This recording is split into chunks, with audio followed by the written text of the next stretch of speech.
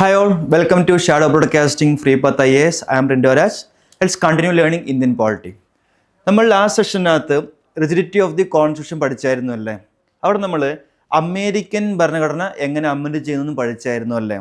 എത്രയോ വർഷങ്ങളായിട്ടും അവർക്ക് കുറച്ച് തവണ that is just they could amend the constitution just 27 times which shows the rigidity of American constitution. വേറെ എക്സാമ്പിളിലേക്ക് കൂടി പോവാം. Let's learn how the Japan is amending their constitution. See, Japan പാർലമെൻറ്റിൻ്റെ പേരെന്താണ്? It is called Diet. ഈ ഡയറ്റും എന്ത് തന്നെയാണ്? Bicameral തന്നെയാണ്.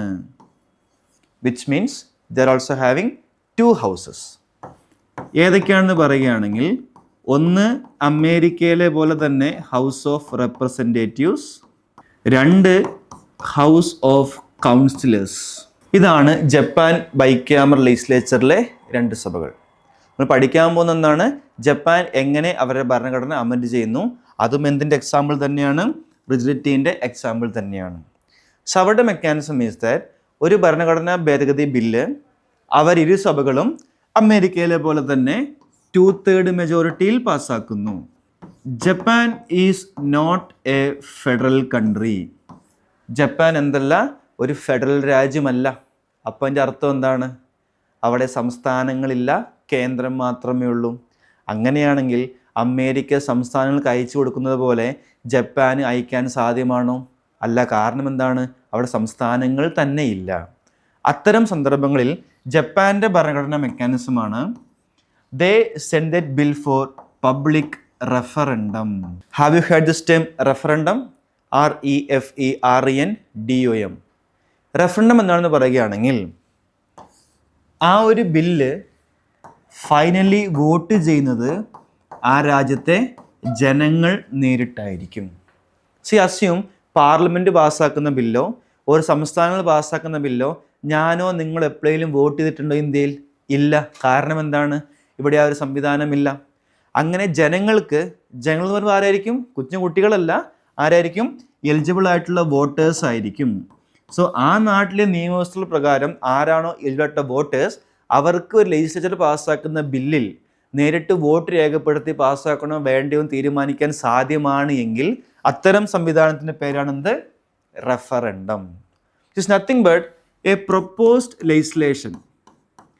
Propose ചെയ്യപ്പെട്ട legislation is voted by the electorate. എന്നാണ് electorate? Nothing but the voters. So അത്തരമൊരു ബില്ലിനകത്ത് വോട്ടേഴ്സ് വോട്ട് രേഖപ്പെടുത്തി ആ ബില്ല് പാസ്സാക്കണോ വേണ്ടയോ തീരുമാനിക്കുന്ന സംവിധാനമാണെന്ത്?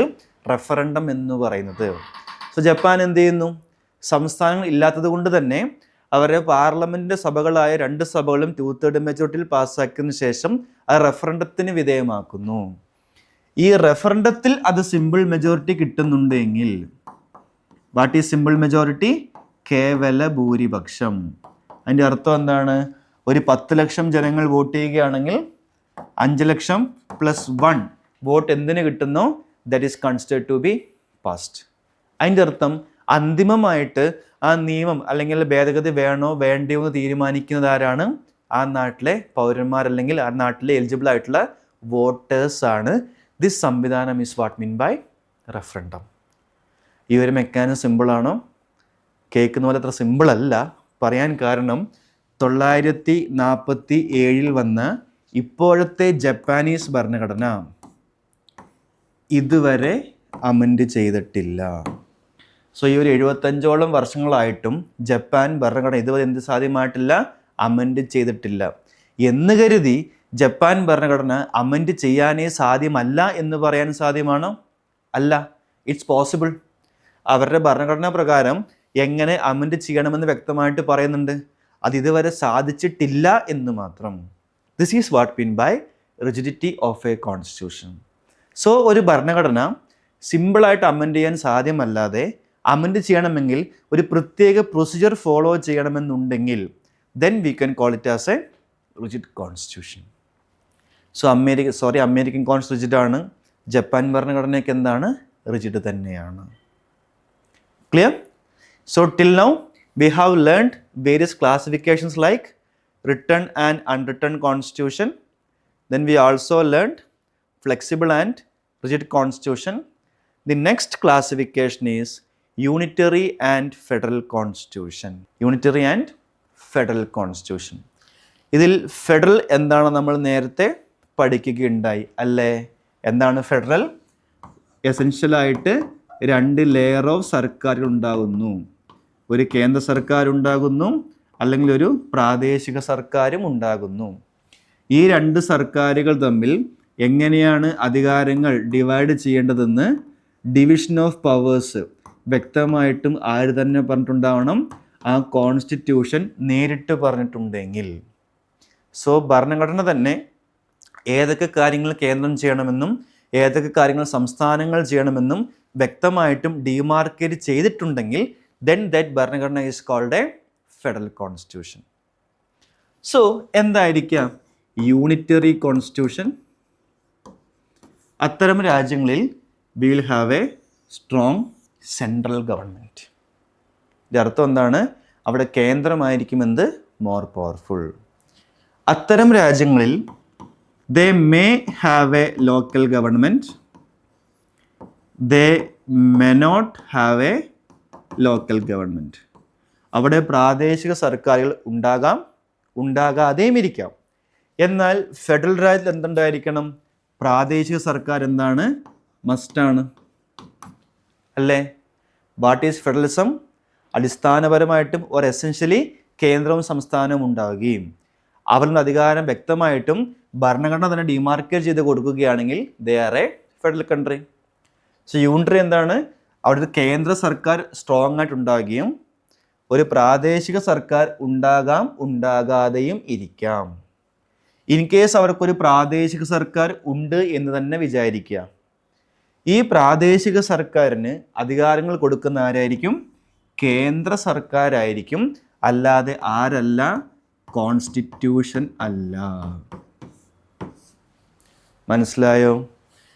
അസ്യൂം ഇപ്പോൾ കേരളം എന്ന് പറയുന്ന സംസ്ഥാനത്തിന് അധികാരം കൊടുത്തിരിക്കുന്ന ആരാണ്? കേന്ദ്ര സർക്കാരാണോ ഭരണഘടനയാണോ? It is given by the constitution. So Keralam, Tamil Nadu, Karnataka പോലെ സംസ്ഥാനങ്ങൾക്ക് ഏതൊക്കെ കാര്യത്തിൽ അധികാരമുണ്ടെന്ന് വ്യക്തത കൊടുത്തിരിക്കുന്ന ആരാണ്? ഭരണഘടന നേരിട്ടാണ്. എന്നാൽ ഇത്തരം രാജ്യങ്ങളിൽ ഒരു പ്രാദേശിക സർക്കാർ എന്തൊക്കെ ചെയ്യണം ചെയ്യേണ്ടെന്ന് തീരുമാനിക്കുന്ന ആരായിരിക്കും? അവരുടെ ഭരണഘടന അല്ല, പകരം ആരായിരിക്കും? കേന്ദ്ര സർക്കാരായിരിക്കും. അപ്പോൾ അൾട്ടിമേറ്റ്ലി ആരാണ് പവർഫുൾ ഏജൻസി? കേന്ദ്രം തന്നെയാണ്. ഈ കേന്ദ്രത്തിന് കൊടുത്ത അധികാരം എപ്പോൾ വേണമെങ്കിലും തിരിച്ചെടുക്കാനും സാധ്യമാണ്. പക്ഷെ ഇവിടെ എങ്ങനെ സാധ്യമാണോ? കേരളത്തിന് ഭരണഘടന കൊടുത്തിരിക്കുന്ന അധികാരങ്ങൾ കേന്ദ്ര സർക്കാരിന് എടുത്തു കളയാൻ സാധ്യമാണോ? ഒരിക്കലും സാധ്യമല്ല. This is the difference between unitary and federal constitution. So essentially ഒരു ഫെഡറൽ രാജ്യം എന്ന് പറയുമ്പോൾ കേന്ദ്രവും സംസ്ഥാനവും ഉണ്ടാകുകയും അവർ തമ്മിൽ ഏതൊക്കെ കാര്യങ്ങളിൽ ഡിവിഷൻ വേണമെന്നും ആ ഭരണഘടന നേരിട്ട് തീരുമാനിക്കുന്നുണ്ട് എങ്കിൽ then we can call it a federal constitution. ഭരണഘടന ഒരു സംസ്ഥാനങ്ങൾ കൊടുത്തിരിക്കുന്ന അധികാരങ്ങൾ എടുത്തു കളയാൻ കേന്ദ്ര സർക്കാരിന് സാധ്യമല്ല. ബിക്കോസ് ആ സംസ്ഥാനങ്ങളെ സംരക്ഷിക്കുന്നത് ആര് തന്നെയാണ്? ഭരണഘടന നേരിട്ട് തന്നെയാണ്. എന്നാൽ യൂണിറ്ററി കോൺസ്റ്റിറ്റ്യൂഷനകത്ത് അവിടെ എന്തുണ്ടായിരിക്കും? ഒരു സ്ട്രോങ് കേന്ദ്ര സർക്കാർ ഉണ്ടാവുകയും അവിടെ പ്രാദേശിക സർക്കാർ ഉണ്ടാകാം, ഉണ്ടാകാതെയും ഇരിക്കാം. അഥവാ ഉണ്ട് എങ്കിൽ പോലും ആ പ്രാദേശിക സർക്കാർ അധികാരം കൊടുക്കുന്ന ആരായിരിക്കും? ആ സ്ട്രോങ് കേന്ദ്ര സർക്കാരായിരിക്കും. ആ കൊടുത്ത അധികാരത്തെ കേന്ദ്രം എപ്പോൾ വേണമെങ്കിലും തിരിച്ചെടുക്കാനും സാധ്യമാണ്. അപ്പോൾ അൾട്ടിമേറ്റ്ലി ആര് പവർഫുള്ളായി മാറുന്നു? കേന്ദ്രം പവർഫുള്ളായി മാറുന്നു. ഉദാഹരണം പറയുകയാണെങ്കിൽ take the case of UK. അവിടെ എന്തുണ്ട്? ഒരു സ്ട്രോങ് സെൻട്രൽ ഗവൺമെൻറ് ഉണ്ട്. അതുപോലെ തന്നെ അവിടുത്തെ സിറ്റീസ്, നഗരപ്രദേശങ്ങൾ ഗവേൺ ചെയ്യുന്നതിൻ്റെ ഭാഗമായിട്ട് അവിടെ ഒരു പ്രാദേശിക സർക്കാരുമുണ്ട്. We call it as metropolitan government. അതായത് മേയർ എന്നൊക്കെ പറയുന്ന ഒരു ഭരണാധികാരി അവിടെയുണ്ട്. UK സിറ്റീസ് അഡ്മിനിസ്ട്രേഷൻ്റെ ഭാഗമായിട്ടുണ്ട്. അതും എന്ത് തന്നെയാണ്? ഒരു പ്രാദേശിക സർക്കാർ തന്നെയാണ്. ബട്ട് ഇത് കേരളം പോലത്തെ ഒരു പ്രാദേശിക സർക്കാരല്ല. കാരണം എന്താണ്? ഈ മെട്രോപൊളിറ്റൻ ഗവൺമെൻറ് അധികാരം കൊടുക്കുന്ന ആരായിരിക്കും? ഈ കേന്ദ്ര സർക്കാരായിരിക്കും. ആ കൊടുത്ത അധികാരത്തെ ആ കേന്ദ്രത്തിന് എന്ത് സാധ്യമാണ്? എപ്പോൾ വേണമെങ്കിലും തിരിച്ചെടുക്കാനും സാധ്യമാണ്. സോ ഇവരുടെ മണ്ടയ്ക്കുള്ള അൾട്ടിമേറ്റ് കൺട്രോൾ ആരുടെ കയ്യിൽ തന്നെയായിരിക്കും? ഈ കേന്ദ്രത്തിൻ്റെ കയ്യിൽ തന്നെയായിരിക്കും. This is what mean by unitary constitution. Example പറയുകയാണെങ്കിൽ ഫോർ യൂണിറ്ററി നമുക്ക് എന്ത് പറയാം? UK എന്താണ്? യൂണിറ്ററി കോൺസ്റ്റിറ്റ്യൂഷനാണ്. ഓർ ജപ്പാൻ എന്താണ്? യൂണിറ്ററി കോൺസ്റ്റിറ്റ്യൂഷനാണ്. You may also note down Spain എന്താണ്? ഒക്കെ എന്താണ്? യൂണിറ്ററി കോൺസ്റ്റിറ്റ്യൂഷനാണ്. ഫെഡറൽ ഏതൊക്കെയാണ്?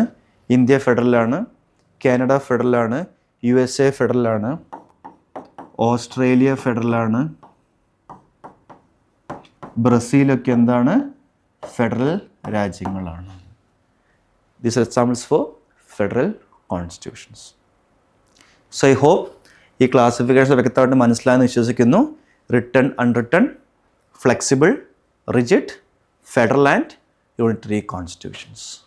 ഓക്കെ, അടുത്തൊരു ചെറിയ കൺസെപ്റ്റാണ് which we call it as constitutionalism. Constitutionalism എന്ന് പറയുമ്പോൾ എന്താണ് constitutionalism? What is ism? What is socialism? Something related to social ideologies or socialist ideologies. What is secularism? Something regarding secular ideas or secular values. What is terrorism? Something regarding terror activities. അല്ലേ?